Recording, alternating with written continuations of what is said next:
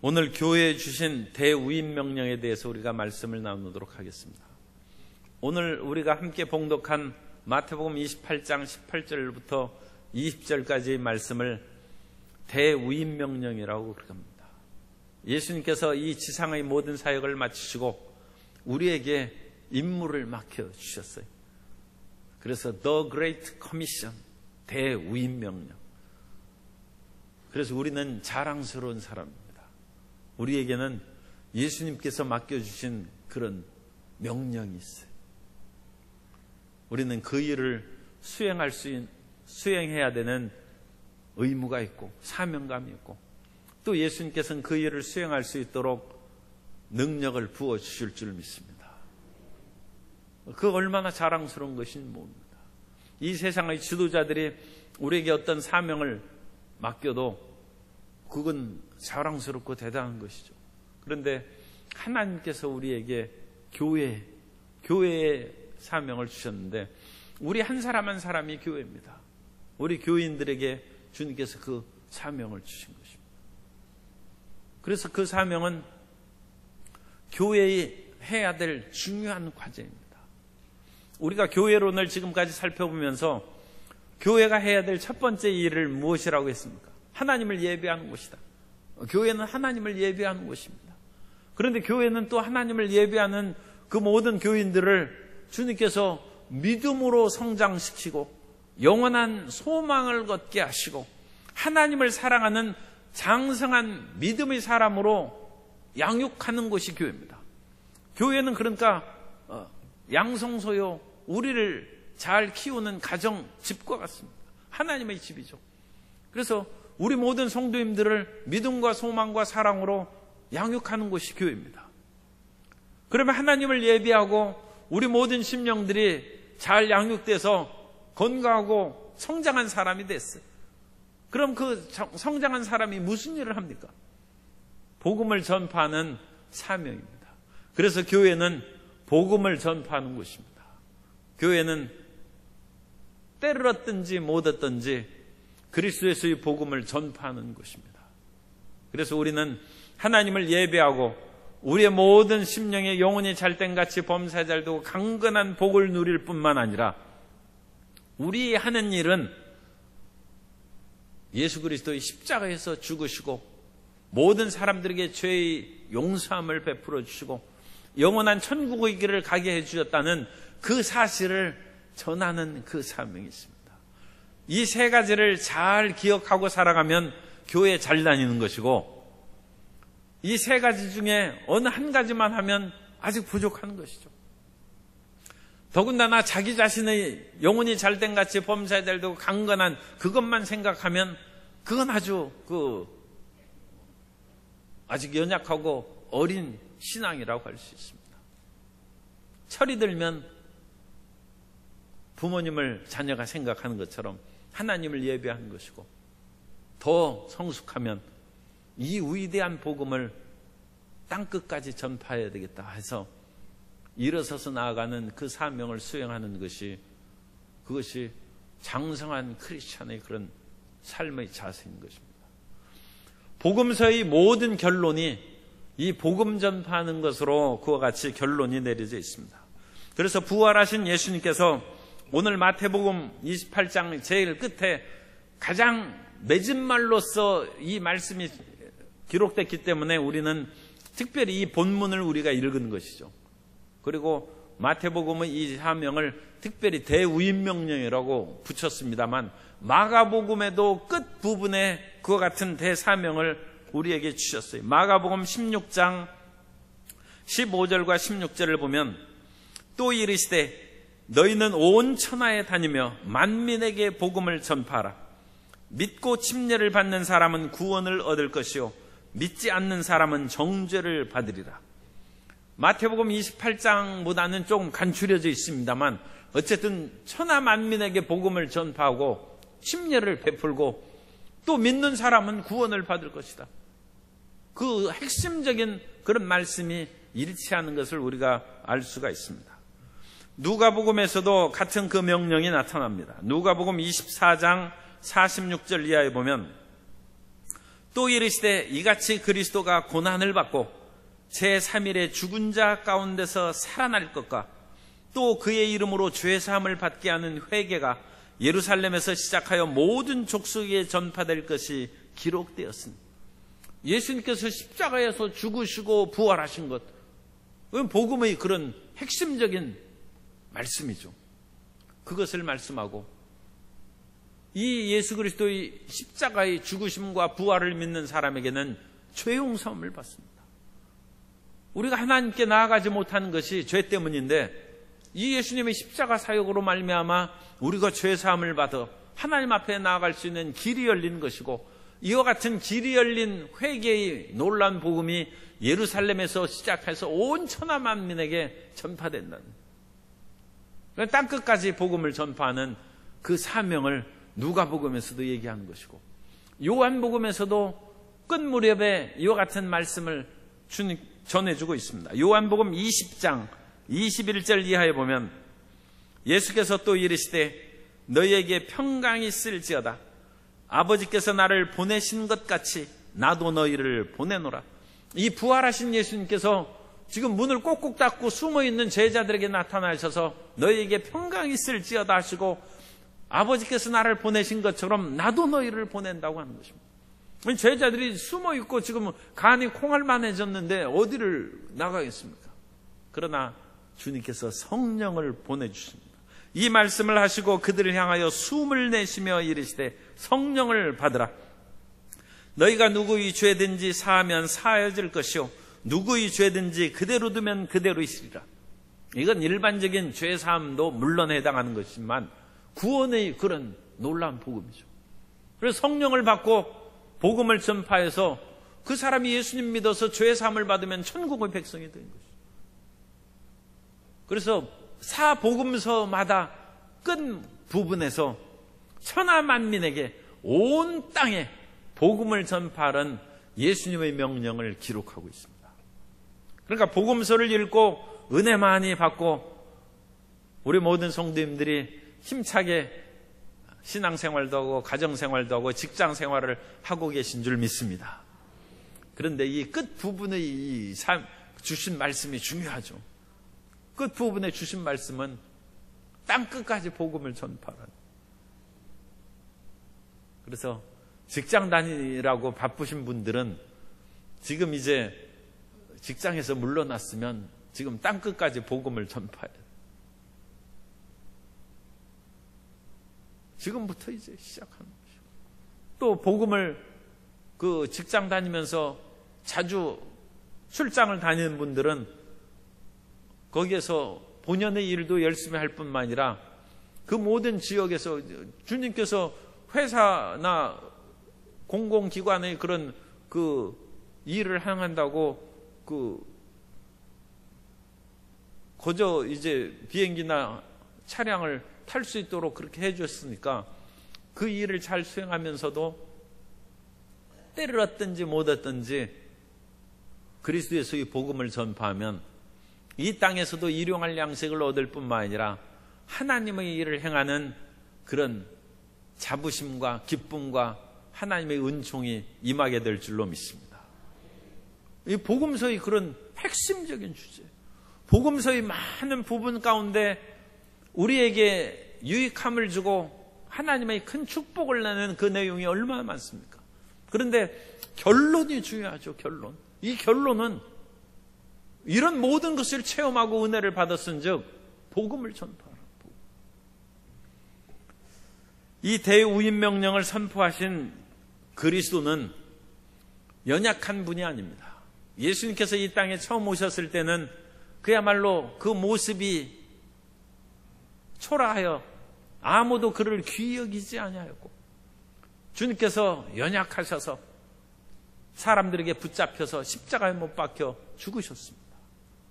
그러나 부활하신 예수님께서는 하늘과 땅의 모든 권세를 가지셨다고 말씀합니다. 18절에 예수께서 나와 말씀하여 이르시되 하늘과 땅의 모든 권세를 내게 주셨으니. 그리고 예수님께서 우리에게 대우임 명령을 주셨는데 그 우임 명령은 감히 거역하거나 대적할 사람이 없는, 하늘의 모든 천군 천사와 땅의 어떤 지배자나 독재자라 재벌이나 권세를 가진 그 어떤 사람도 하늘과 땅의 모든 권세, 더군다나 죽으셨다 살아나서 모든 사망의 세계를 정복하신 예수님께 누가 감히 대항할 수 있겠습니까? 그 예수님께서 우리에게 사명을 주시고 명령을 주셨습니다. 그러므로 우리가 받은 이 명령을 수행하는데 자신을 가져야 돼요. 이 보통 명령이 아니에요. 이 세상에서 눈에 보이는 그 사람들은 눈에 보이는 어떤 그런 보호막이라든지 힘을 상실해버리면 일을 수행할 수 없어요. 그런데 예수님께서는 보이는 권세뿐만 아니라 보이지 않는 영적인 모든 권세도 주님께서 갖고 계시고 사람이 죽으면 그뿐이죠. 그런데 주님께서는 죽으셨다 다시 살아나셨기 때문에 삶과 죽음의 그 모든 것도 우리를 가로막을 수 없어요. 그 예수님께서 우리에게 명령을 주셨습니다. 따라서 하세요. 나는 예수님의 위임 명령을 받은 자랑스러운 사람입니다. 이것을 그 마음에 새겨가지고 자다가도 그냥 놀라면서 기뻐해야 돼. 내가 정말 아무것도 아닌 인생인 줄 알았는데 이게 내가 보통 신분이 아니구나. 예수님께서 위임 명령을 주셨어요. 그리고 예수님께서는 위임 명령을 주신 후에 너 혼자 일하라고 주시는, 그렇게 우리를 버려두시는 분이 아닙니다. 주님께서는 명령을 주셨으면 그 명령을 수행할 수 있도록 성령을 보내주시고 우리 그를 인도하여 주신 줄 믿습니다. 그러므로 이와 같이 예수님께서 하늘과 땅의 모든 권세를 가지셨으므로 그러므로 너희는 가라는 것입니다. 19절에 보면 그러므로 너희는 가서. 그래서 우리는 사람이 고향만큼 좋은 것이 없고 자기의 가정만큼 따뜻하고 행복한 것이 어디 있습니까? 그런데 우리가 고향에서 한 50년 살고 가정에서 그렇게 한 50년 살았으면 그 다음부터는 좀 주님 일을 위해서 좀 집을 나와서 열심히 일도 해야 돼. 그리고 예수님께서 나가라는 것입니다. 가라는 것입니다. 자기의 지연, 혈연, 공동체를 떠나 가라는 것입니다. 아브라함에게서도 하나님께서는 말씀하셨습니다. 너는 본토 친척 아비집을 떠나 내가 내게 지시할 땅으로 가라. 하나님의 일을 위해서 75년 동안 내 인생 살았으면 이제부터 하나님 명령 듣고 하나님의 이 일을 행해서 나가라는 것입니다. 그때부터 아브라함이 몇 년을 더 살았죠? 100년 살았어요. 아브라함이 175세에 돌아가셨지 않습니까? 그러니까 75세로 자기 인생 살았으면 하나님이 일하면 금방 이제 끝날 줄 알았는데 아브라함이 그 후에 100년 살았어요. 그러니까 대단하죠, 대단. 그래서 너희는 가라는 것입니다. 그래서 자기 한 개의 공동체를 떠나가는 그런 명령을 주님께서 말씀하시고 또 그 가서 그 모든 민족을 제자로 삼으라는 것은 주님께서 우리가 가라는 그것뿐만 아니라 내가 너를 보낸다는 파송의 의미도 여기에 담겨 있습니다. 요한복음 20장 21절에 예수께서 또 이르시되 너희에게 평강이 있을지어다. 아버지께서 나를 보내신 것 같이 나도 너희를 보내노라 하면서 성령을 받으라고 그렇게 아까도 읽어드렸죠. 그러니까 주님께서 우리를 파송하신다. 우리는 마음의 기쁨과 감사함으로 주님 일을 위해서 나갈 수 있는 그런 마음의 각오와 준비를 할 뿐만 아니라 하나님께서 그런 마음을 가진 사람은 우리를 파송하신다. 물론 이 파송하는 것이 주님께서 직접 우리에게 말씀을 그렇게 감동으로, 성령의 감동으로 주실 수도 있지만 교회나 교단의 그런 정식적인 절차를 통해서도 주님께서 파송하십니다. 바나바와 바울이 안디옥 교회에서 교회의 이름으로 성령께서 그들을 따로 세우라 해서 교회에서 파송하는 것이죠. 그래서 사도행전에서 정식으로 파송하는 첫 선교사 바나바 바울의 그런 그 당시에는 이제 사울이었습니다만 그것을 보아서도 하나님께서는 교회의 이름으로 파송한다. 그러나 예수님께서 이제 파송하는 그 내용을 우리가 알 수 있습니다. 그러면 두 번째로 예수님께서 대우임 명령을 주셔서 우리에게 어떤 일을 행하라고 하시는지 그 구체적인 내용을 살펴보면 첫 번째 가서 그 다음에 모든 민족을 제자로 삼아. 모든 민족을 제자로 삼는 것이 우임 명령을 받은 사람이 행하는 것입니다. 여기에서 제자는 특별히 그런 어떤 구체적으로 오늘날 제자 훈련을 하는 그런 제자 의미라기보다는 예수님 믿는 사람을 만들라는 뜻입니다. 그래서 만민에게 복음을 전파하여 그 복음을 받아들이는 구원받은 백성을 만들라는 것입니다. 모든 사람을 예수님 믿게 만들어서 아버지와 아들과 성령의 이름으로 침례를 베풀라고 그 다음에 나오죠. 그러니까 예수님 믿게 하라는 것입니다.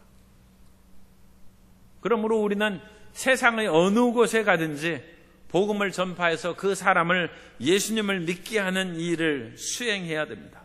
그래서 모든 이 세상의 민족과 족속들이 고통과 좌절에 빠져 있습니다.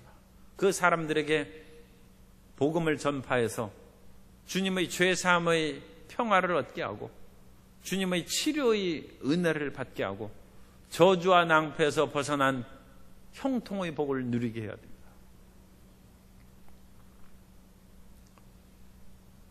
제가 더위는 상당히 그래도 잘 견디는 편이었는데 아프리카의 그 케냐에 그 투르카나라는 그 지역이 있습니다. 그곳에서 지금은 이제 먼저 천국을 가셨습니다만 이면신 선교사님이 거기에서 사역을 하시다가 하늘나라로 가셨어요. 그런데 그 투르카나 지역에서 복음을 전파하면서 그 지역의 사람들이 너무 열악한 곳에서 살고 있기 때문에 학교를 세우는 것이 꿈이었어요. 그래서 여의도 순복음교회에서 기금을 모아서 거기에서 학교를 세우고 또 이면신 선교사님이 그 수없이 그 선교 활동을 하면서 돈을 아끼고 또 후원금도 받고 해가지고 학교를 세울 돈도 제법 모아놨어요. 그래가지고 거기에다가 학교를 세운 이제 준공식을 제가 이제 참여를 했습니다. 여기에서 아프리카까지 케냐까지 가는데 굉장히 힘들어요. 그런데 그 케냐에서 또 비행기를 타고 또 투르카나라는 그런 오지로 들어가야 돼요. 그런데 그 비행기는 경비행기이기 때문에 바람에 날려가는 종이 비행기 같아요. 그래가지고 그것은 획하다 가면 뒤집어질 것 같은 그런 거예요. 내가 거기에서 처음 비행기 조종사와 같이 그렇게 비행기를 타고 갔어요. 조종사가 없는 비행기가 어디 있습니까? 그런데 제가 드리는 말씀은 조종사와 내가 앉은 자리가 칸막이가 없는 비행기를 탔다는 거예요. 조종사가 조종하는 것을 뻔히 이렇게 보고, 그러니까 이제 비행기가 그만큼 작은 것이죠. 한 10명 정도 타는 그런 비행기. 그러니까 그거 기상이 나쁘면 이 종이 비행기 막 팔락거리듯이 그렇게 된다는 것이죠. 그런데 참 희한하게 비행기가 그래도 안 떨어진답니다. 그러니까 막 종이 비행기 바람에 날리면 떨어져요, 안 떨어져요? 그냥 쓱 하다가 하늘로 올라갔다가 또 내려가고 그러지 않습니까? 더군다나 이것은 엔진으로 가기 때문에 절대로 안 떨어져요. 절대는 아니지만 거의 안 떨어진다. 거의 안 떨어져요. 그런데 이 비행기가 공중에서 막 제비를 돌고 이렇게 하니까 사람만 죽어나는 것이죠, 사람. 그래 떨어지진 않아요. 떨어지는 일은 거의 없다는 거예요. 비행기가 제대로 이렇게. 그래가지고 그 앞서서 거기를 갔던 그 이제 기공식하고 갔던 분한테는 바람이 좀 심했어요. 그래가지고 그야말로 완전히 그 사람이 오금이 저릴 때 나타나는 현상이 있죠. 그래, 완전히 그런 일이 일어났다. 그런데 제가 갈 때는 기상이 그래도 괜찮아서 조금 흔들리긴 했지만 뭐 그런 심한 일은 없어요. 그냥 어쨌든. 그러더니 뭐 할 줄도 없는 그런 풀밭에서 착륙하더라고요. 그러니까 이 풀밭에서 착륙하는 것도 아무 문제 없어요. 너무 매끄러운데 우리는 착륙하는 것만 그렇게 봤기 때문에 큰일 나는 줄 아는데, 평평한 곳에는 비행기가 다 착륙할 수 있어요. 그런데 뭐 그렇게 요동치거나 뭐 그런 것들이 좀 있겠죠. 그런데 착륙하고 보니까 거기는 너무 더워서 사람이 못 살대요. 정말 그 지독함. 그리고 풀도 없어요. 비가 안 오고 그 사막 지역, 그 뜨거운 지역이니까 풀이 없어요. 염소가 말라가지고 갈비뼈가 드러난 염소가 사람이 버린 쓰레기 더미를 뒤지고 있더라고요. 거기에서 종이나 뭐 쓰레기 그거 먹고 사는 거예요. 그런데 우리가 준공식 할 때는 또 그 염소를 잡아서 먹었어요. 이 환경 공해 문제로 하면 아주 먹어서는 안 되는 것이지만, 그래도 우리가 축하의 잔치인데 그래서 그걸 먹어야죠.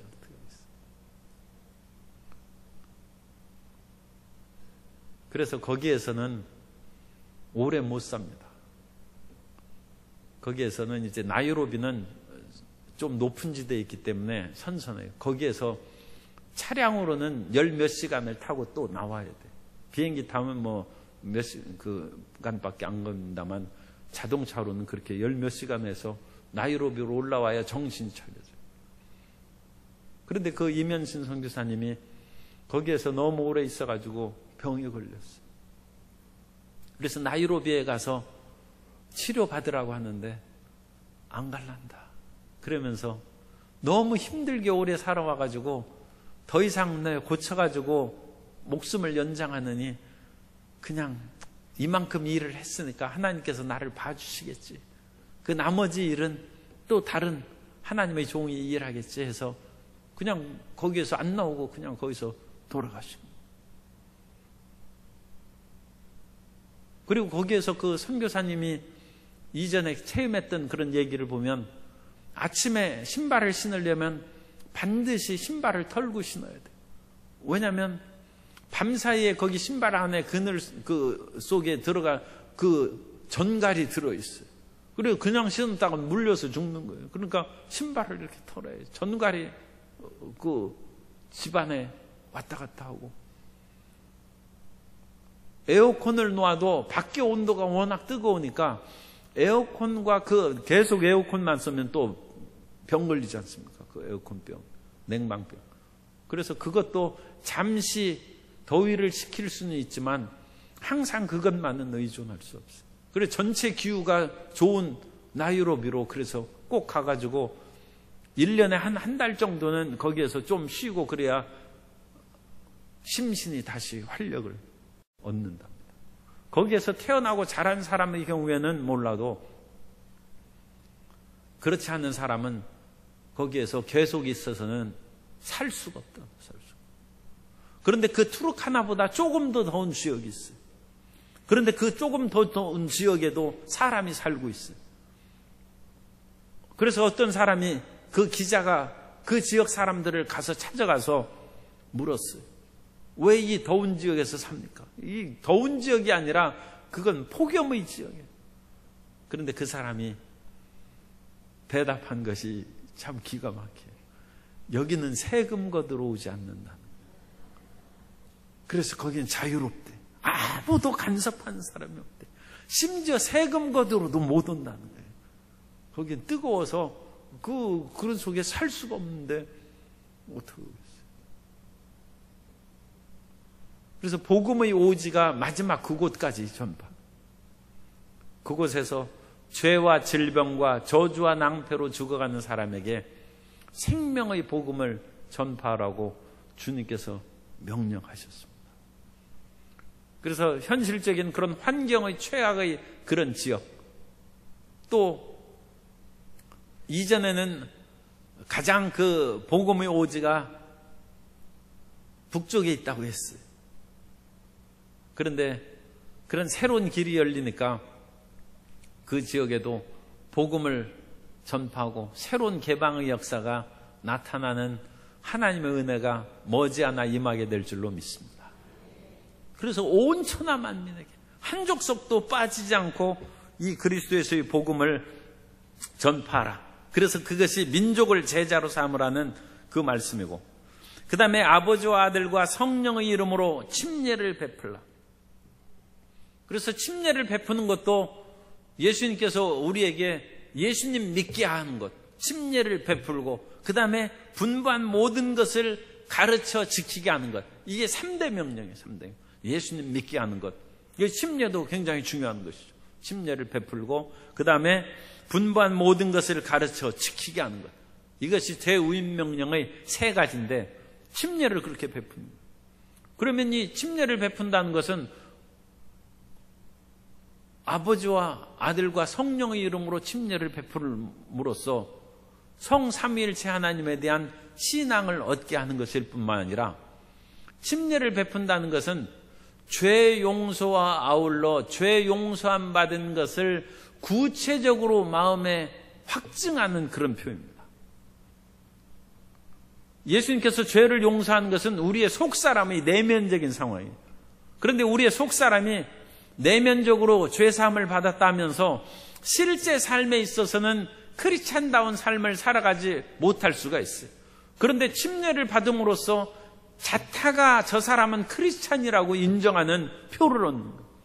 그러므로 반드시 침례를 받아야 돼요. 이 세례를 받고 침례 교인으로서의 그런 증거를 가족에게도 나타나고 사람들 앞에, 나는 예수님 믿고 그냥 마음속으로만 믿는 것으로 충분하지 않아요.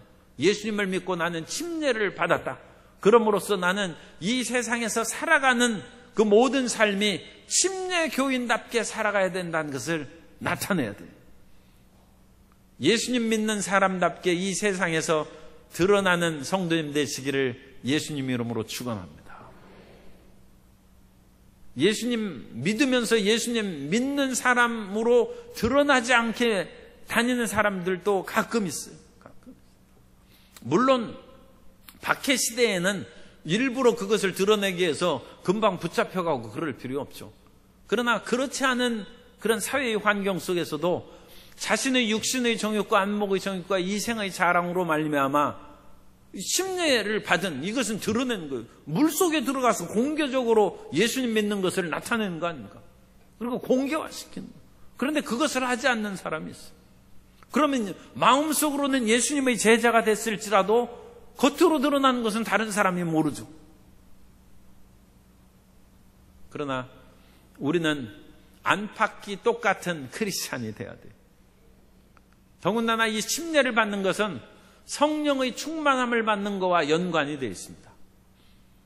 베드로가 고넬료의 집에 가서 그리스도 예수의 죽으심과 부활에 대해서 말씀을 증거했어요.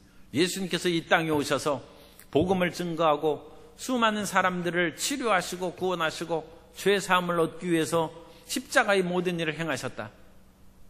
베드로가 그 설교를 할 때 성령께서 고넬료 집에 임하셨어요. 그래서 고넬료의 모든 집안 사람들이 성령을 받았어요. 방언을 말하고 하나님을 높였다고 성경에 나와 있습니다. 이 고넬료와 그 집안 사람들은 이방인이에요. 유대인이 아닙니다. 그래서 유대인에게는 침례를 베푸는 것이 당연했지만 이방인들이 하나님을 모르는 사람들이니까 침례를 베푼다는 것은 그 당시 초대교회로서는 생각을 못했어요. 그런데 성령이 임하는 것을 베드로가 보고 하나님께서 이들에게 우리와 똑같은 성령을 주셨는데 사람이 베푸는 그러니까 이것도 물론 하나님께서 세우신 제도입니다만 사람이 물속에 들어갔다 나오게 하는 그 침례를 주니까 어찌 우리가 하는 그 침례를 금할 까닭이 있겠느냐. 하나님께서도 성령을 주셨습니다. 그래서 고넬료의 모든 사람들에게 침례를 베풀었습니다. 그러므로 성령의 충만함과 침례가 연관되는 거예요. 뿐만 아니라 에베소 교회에서 에베소에 있을 때 사도 바울이 너희가 믿을 때 성령을 받았느냐 하니까 우리는 성령이 있음도 알지 못한다. 그러니까 무슨 그러면 침례를 받았냐? 우리는 요한의 침례다. 그러므로 그들에게 예수 그리스도를 알려주고 예수 이름으로 침례를 받게 하고 사도 바울이 그들에게 안수하며 성령을 받았다고 했어요. 그러니까 침례를 받으면 성령을 받는 거예요. 고넬료의 집안에는 성령의 충만함이 먼저 임했고, 그죠? 방언을 말하고 성령 충만함의 역사가 나타나고 그 다음에 침례가 있고, 사도 바울의 경우에는 거기에서 에베소 온 사람들에게 물 침례를 준 후에 성령을 받은 역사가 나타납니다. 그러므로 아버지와 아들과 성령의 이름으로 침례를 주라는 것은 그 이면 속에 성령을 받게 하라는 의미가 있다는 거예요. 지금 이 말씀 드리려고 이게 좀 복잡하게 얘기한 거예요. 그러니까 물로 침례받는 그거로 끝나는 것이 아니에요. 그러니까 예수님을 믿어 제자가 됐죠. 예수님 믿는 거예요. 그 다음에는 침례도 받고 성령 충만함을 받으라는 거예요. 이 두 가지가 함께 있는 것으로 우리는 이 오순절적인 그런 성도님들은 그렇게 해석할 수 있어요. 아, 이 침례에는 성령 충만함이 따라오는구나. 그래서 우리는 예수님을 믿고 우리 자신도 침례받는 것으로 끝나는 것은 아니고 성령을 받아요. 성령. 뿐만 아니라 우리가 예수님을 전도해서 그 사람을 교회에 나오게 했지 않습니까? 예수님의 제자가 됐어요. 교인이 됐어요. 그러면 그 사람을 그런 식으로 해서 새신자 만들었다 좋아하고 끝난 것이 아니에요. 침례받게 해야 돼요. 침례. 우리가 8월 15일에는 대부분 그날을 그 침례의 날로 그와 같이 정해서 침례를 행합니다. 그럼 그날 침례받을 수 있도록 준비하고 딴 일을 하지 못하도록 그 날을 비워놓게 해야죠. 그리고 그런 날에 있음직한 일을 미리 해야죠. 미리 7월 달이나 8월 초에 미리 다 해놓고 혹시라도 어디 놀러 갈 거 있으면 미리 갔다 오라고 해가지고 그렇게 다 일 시키고, 그래서 그날 침례를 받게 해야 돼요. 그런데 침례를 받을 뿐만 아니라 침례를 받으면 예수님께서도 침례를 요한에게 받으실 때 물에서 올라오실 때 하늘에서 성령이 비둘기 같이 임하고 하나님께서 있는 내 사랑하는 아들이라는 그런 말씀이 있었어요. 그래서 성삼위일체 하나님이 역사하신 거죠. 예수님과 성령님과 하나님, 성부 하나님이 임하신 거예요. 그러니까 아버지와 아들과 성령의 이름으로 침례를 베풀라는 것은 그와 같이 하나님의 말씀도 임하고 성령의 충만함도 받고 물로 침례도 받고 예수 이름으로 침례도 받고, 그죠? 그 일을 행하는 것입니다. 그래서 우리가 예수님을 완전히 믿게 하려면 전도를 해서 예수님 믿습니다 고백하게 하고, 그 다음에 침례 받게 하고, 그 다음에 성령 받게 해야 돼요. 성령 충만. 그럼 성령은 어떻게 받게 하느냐? 옛날에는 둘이 기도굴에 들어가서 붙잡고 기도하면 성령 받았어요. 물론 전도한 사람이 방언을 해야죠. 성령 충만함을 받고, 그래서 거기에서 붙잡고 손 붙잡고 1시간 2시간 기도하면 그 사람이 방언을 해요. 그런데 요즘 그러니까 남자는 요새 세상이 이상해서 또 이제 참 그런데 어쨌든 남자는 남자끼리 들어가고 여자는 여자끼리 손 붙잡고 그렇게 기도해서 성령을 받게 해요. 그래야 전도가 되는 거예요. 그래서 성령의 충만함을 받으면 이제 웬만큼 그래도 좀 이제 안심할 수 있어요. 왜냐하면 성령님께서 그 길을 인도하시네요. 그런데 그것으로 완성된 것이 아니라 끝으로 세 번째로는 이제 가르쳐서 지키게 하라는 것입니다. 침례를 베풀고 20절에 보면 내가 너희에게 분부한 모든 것을 가르쳐 지키게 하라. 예수님께서 분부한 모든 것을 가르쳐 지키게 하라고 했어요. 그러니까 복음서를 다 가르쳐야 돼요. 그래서 예수님의 그 말씀을 다 가르칠 때까지는 우리는 전도가 끝난 게 아니에요. 제일 먼저 무엇부터 가르치느냐? 그것이 이제 순서죠. 옛날에는 예수님의 사랑, 하나님의 사랑에 대해서 잘 말씀한 요한일서부터 가르치라고 했어요. 그래서 요한복음을 가르쳐. 그런데 요한복음은 사실 상당히 좀 어려운 복음입니다. 그러니까 일반 처음 믿는 사람들에게는 산상수훈을 가르치는 것이 좋을 것 같아요. 그렇지 않으면 십계명을 가르쳐요. 십계명. 예수님이 그 산상의 수훈을 마태복음 5장부터 7장까지 그 말씀을 가르쳐서 팔복의 심령이 가난한 자는 복이 있다. 천국이 저희 것이다. 그래서 그거부터 가르치고, 너희는 이 세상의 빛과 소금이다. 그걸 가르치고, 이웃의 형제에 대해서 노하거나 분노해서 그렇게 욕하고 그러지 말라. 그 산상수훈을 가르쳐. 그런데 이 산상수훈도 여러 번 그와 같이 공부하지 않으면 그대로 실천하기도 어렵고 깨닫기도 어려워요. 그래서 더 쉬운 것은 십계명이 쉬운 것 같아요. 십계명. 예수님께서 구약시대에 말씀하신 것이죠. 예수님께서 신약시대에 나타나셔서 말씀하신 것은 복음서고, 성육신 하기 전에 모세를 통하여 주신 말씀은 십계명이니까 그 십계명은 하나님의 사랑과 이웃 사랑이 선명하게 드러났어요. 1계명부터 4계명까지는 하나님의 사랑을 가르치고 5계명부터 10계명까지는 이웃 사랑을 가르칩니다. 하나님을 사랑하고 이웃을 사랑하는 것이 예수님의 가르침의 근본적인 핵심입니다. 그런데 그 근본적인 핵심을 10계명을 통해서 가르칩니다. 하나님 외에 신을 두지 말고 우상을 만들거나 섬기지 말고 안식일을 거룩히 지키고 야훼의 이름을 망령 때 일컫지 말고 내 부모를 공경하고 살인하지 말고 간음하지 말고 도둑질하지 말고 내 거짓 증거하지 말고 탐심을 가지고 그렇게 살지 말라. 그래서 십계명의 그것을 가르치면 하나님을 마음을 다하고 뜻을 다하고 목숨을 다하여 사랑하는 구체적인 1계명부터 4계명, 또 이웃을 내 몸과 같이 사랑하는 그 5계명부터 10계명까지. 그래서 그 예수님께서 분부한 것을 가르치는 거죠.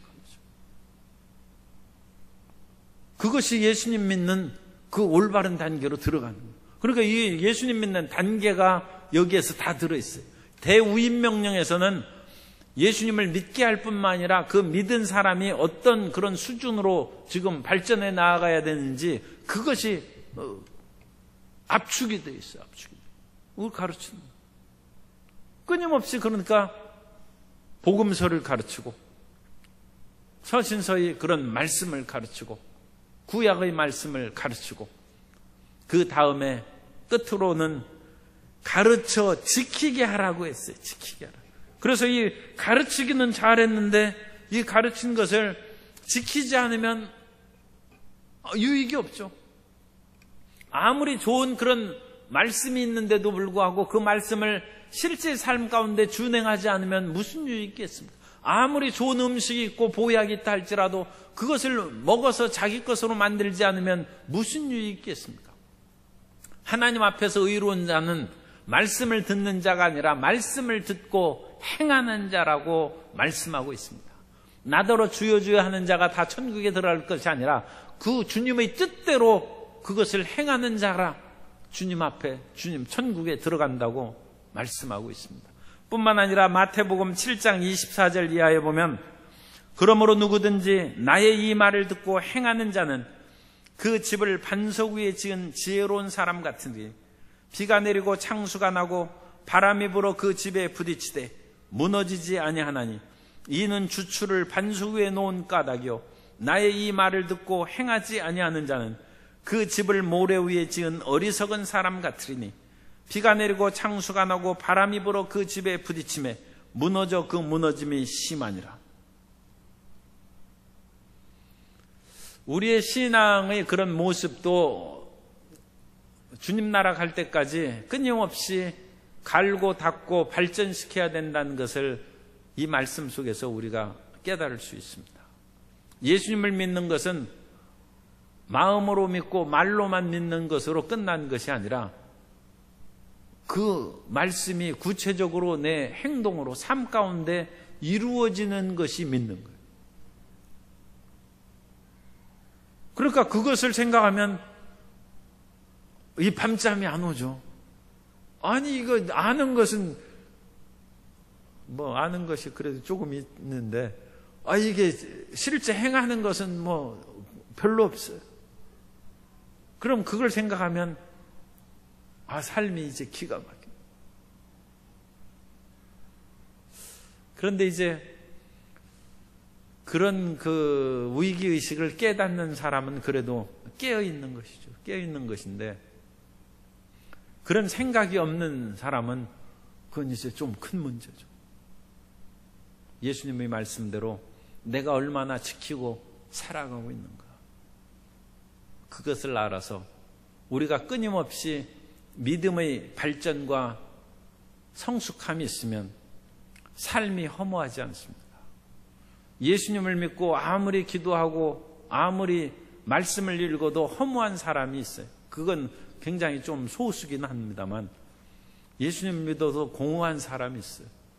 그 공허한 사람은 실천을 안 해서 그렇습니다.